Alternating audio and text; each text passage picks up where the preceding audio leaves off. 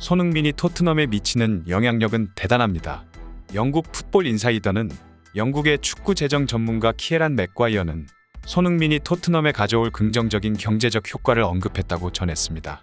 또한 그는 토트넘은 손흥민과 같은 가치 높은 선수를 보유함으로써 브랜드 자산을 확장할 수 있는 기회를 얻을 것이라고 주장했습니다.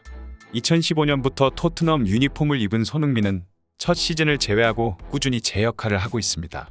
6시즌 연속 잉글리시 프리미어리그 두 자릿수 득점에 성공했고 2시즌 연속 10골 10도움을 기록했습니다.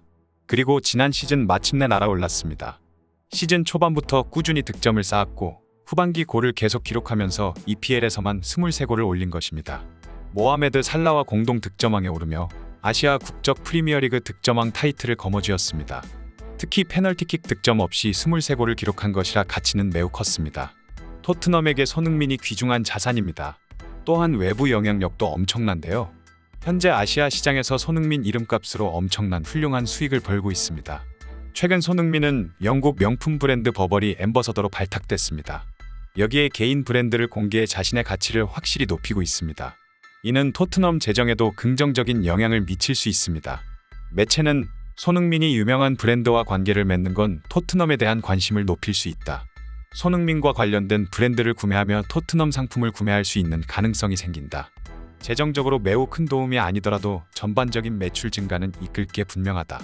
토트넘에 아무런 해를 끼치지 않을 것이라고 전했습니다. 이 외에도 손흥민 선수의 몸값 소식이 뜨겁게 달아오르고 있습니다.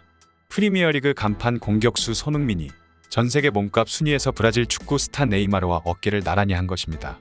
축구 전문 사이트 트랜스퍼마크트에 따르면 손흥민은 7,500만 유로, 하나 약 1,000억 원의 몸값을 기록해 공동 18위에 올랐습니다. 손흥민은 파리 생제르맹 공격수 네이마르를 비롯해 라우타로 마르티네스, 제이든 산초, 메이슨 마운트, 후뱅 디아스와 어깨를 나란히 했습니다. 2021-22 시즌 손흥민은 리그 23골로 리버풀의 모하메드 살라와 공동 득점왕에 올랐습니다. 아시아 선수로는 최초로 프리미어리그 득점왕을 차지한 것입니다. 또한 아시아 선수 유럽 5대 리그 최다골 기록을 갈아치웠습니다. 이번 달 초에는 대한민국 국가대표팀에 합류해 브라질, 칠레, 파라과이, 이집트와의 친선 경기에 출전했는데요. 칠레, 파라과이와의 경기에서는 프리킥으로만 2골을 터뜨려 대표팀 역사상 처음으로 A매치 2경기 연속 프리킥 골을 득점한 선수가 됐다. 최근 가치가 소폭 하락하긴 했으나 손흥민보다 순위가 높은 대부분의 선수들이 20대 초반의 나이를 가지고 있습니다. 손흥민과 비슷한 연령대의 선수는 해리 케인 6위, 모하메드 살라 5위, 브루노 페르난데스 8위, 케빈 데 브라이너 9위, 베르나르두 실바 16위 5명뿐입니다. 젊은 선수들의 잠재력이 몸값을 형성하는 데 있어 가장 중요하다는 점을 감안하면 충분히 높은 순위입니다. 한편 몸값 1위는 파리 생제르맹의 킬리안 음바페가 차지했습니다. 음바페는 무려 1억 6천만 유로 약 2,200억 원의 몸값을 기록했습니다. 2위는 맨체스터 시티로 이적한 엘링 홀란드로 1억 5천만 유로 약 2천억 원을 기록했다. 레알 마드리드의 기대주 비니시우스 주니오르가 1억 유로 약 1,350억 원으로 평가받으면서 새 선수만 1억 유로를 넘기고 있는 모습입니다. 손흥민 선수와 어깨를 나란히 하게 된 프랑스 생제르맹 선수들의 팀의 새로운 소식입니다. 프랑스 프로축구 파리 생제르맹이 중원을 보강하기 위해 프랑스에서 주축으로 활약 중인 헤나투 산체스를 영입합니다.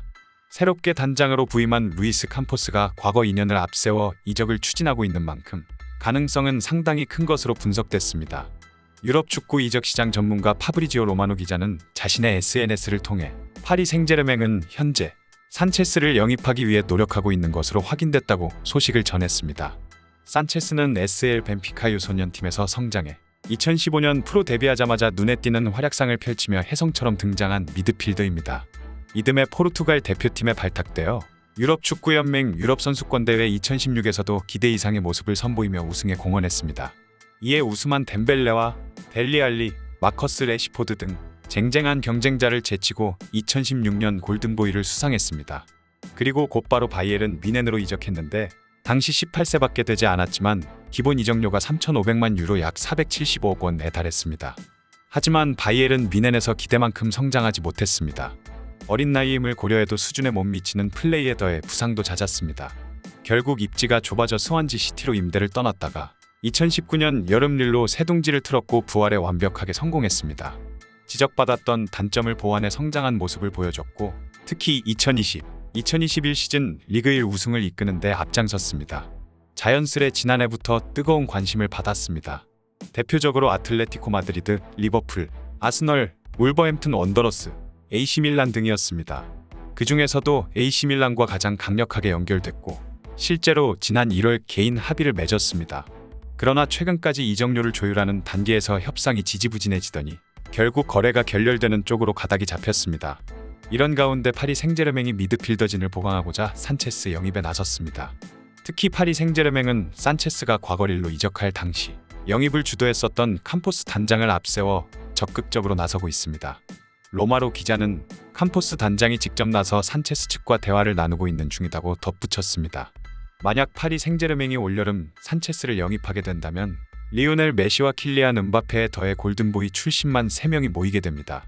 골든보이는 이탈리아 매체 투토스포르트 선정 1년 동안 가장 뛰어난 활약을 보인 유망주에게 수여되는 상으로 후보자는 반드시 21세 이하이며 유럽 국가 소속의 상위 리그에서 뛰어야 하는 조건이 있습니다. 메시는 2005년에 수상했고 음바페는 2017년에 영예를 수상했습니다. 손흥민 선수가 몸담고 있는 토트넘이 해리 케인과 장기 계약에 도전하고 있습니다. 90MI에는 토트넘은 히샬리송에게 큰 관심을 보이고 있는 가운데 케인과 재계약에 신경을 많이 쓰고 있다.